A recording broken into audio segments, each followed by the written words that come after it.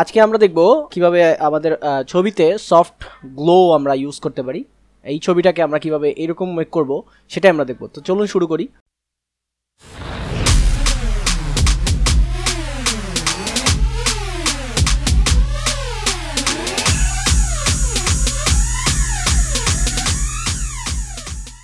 So first of all যেটা করতে হবে, আমাদের সিচুয়েশন এবং সফট লাইটটা বাড়াতে হবে। দ্যাটস ওয়াই আমরা এটা এখান থেকে করতে পারি। Okay, situation and hue situation. So এখান থেকে আমরা বেরোতে পারি, বাট আমি আজকে আপনাদেরকে নতুন আরেকটা ওয়ে দেখাবো। সেটা হচ্ছে আমরা এখান থেকে চলে যাব ইমেজ, দেন এখান থেকে অ্যাপ্লাই ইমেজ ক্লিক করার পর দেখেন চলে আসছে।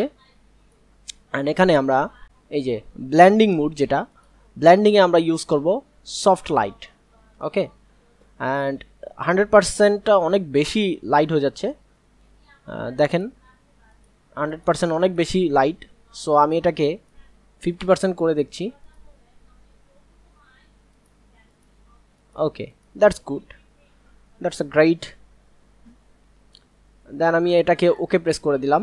ওকে, সো এখন আপনারা যদি একটু খেয়াল করেন, দেখেন আমার এই পিকচারটাতে এই যে মুখের ভিতরে অনেক গুলো স্পট আছে।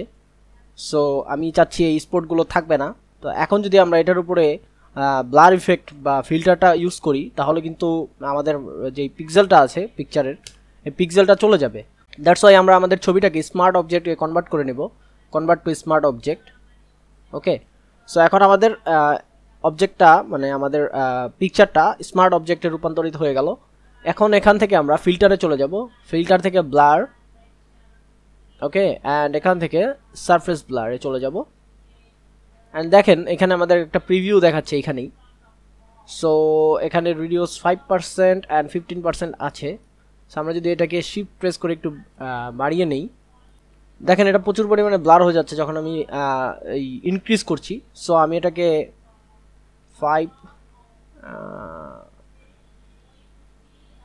1 তো 11 ইজ টু মাচ।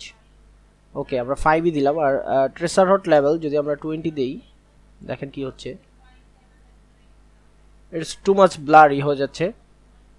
সো আমরা এটাকে 10.5 করে রাখলাম, প্রিভিউ তো দেখাচ্ছি। এবার ওকে প্রেস করলাম। এখন দেখেন আমাদের পিকচারটা কেমন হয়েছে।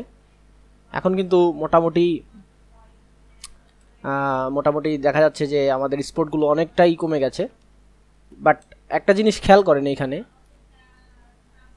আমরা আমাদের যেই সারফেস ব্লার ইফেক্টটা আমরা ফিল্টারটা ইউজ করেছি, তার কারণে এই যে তার জামার ভিতরে কিন্তু এই ইফেক্টটা পড়ে গেছে, দেখেন।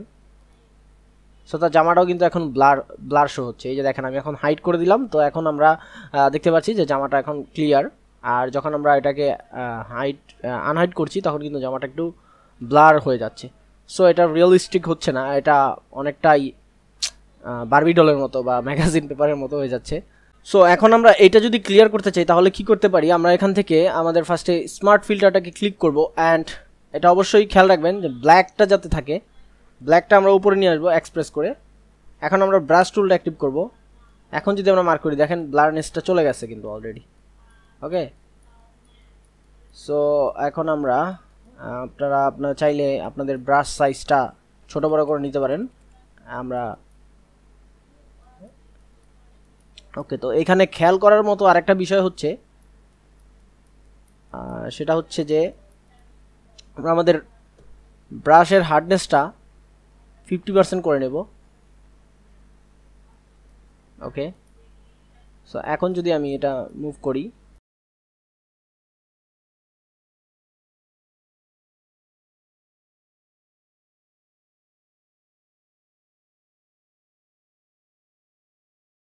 সো এখন এই দিকটাই খেয়াল করেন, এখানে বোঝা যাচ্ছে যে আমরা ইফেক্ট ইউজ করেছি। দ্যাটস ওয়াই আমাদের এই যে আপনার এই চামড়ায় যে ভাঁজটা থাকে, মানে নর্মালি যে একটা এইজেস সবারই একটা ভাঁজ থাকে, তো আমি যদি এটা পুরোটাই ব্লার করে দিই, তাহলে কিন্তু দেখতে সুন্দর লাগে না। সো এটার জন্য আমরা কি করব, আমরা অপাসিটিটাকে 50% করে নেব, সরি। ওকে, দেন হচ্ছে আমরা এখানে হালকা করে